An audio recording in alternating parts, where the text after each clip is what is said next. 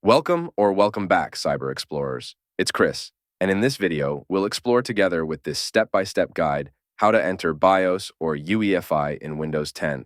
So without further ado, let's get right into it. Method 1. Click on Settings from the Start menu. You can also access settings by using the shortcut keys, Windows key +I. From the Settings window, click on Update and Security.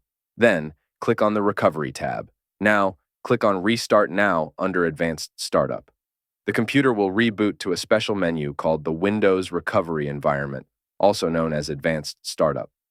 From WinRe, click on Troubleshoot. Then, click on Advanced Options. Next, click on UEFI Firmware Settings. If you don't see this option, press the back icon twice. Then, select Turn off your PC. After turning it off, turn it back on again. As the computer is starting, tap the BIOS key to access the setup.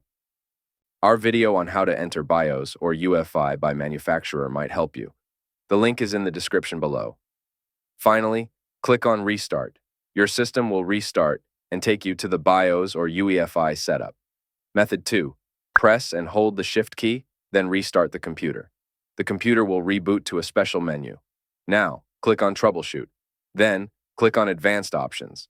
Next, click on UEFI Firmware Settings. Finally, click on Restart.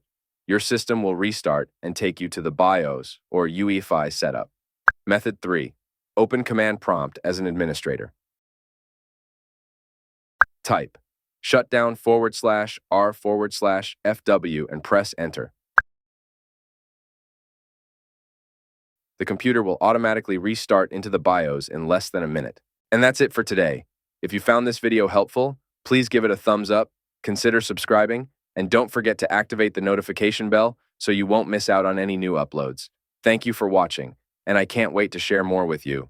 So, until next time, see you later.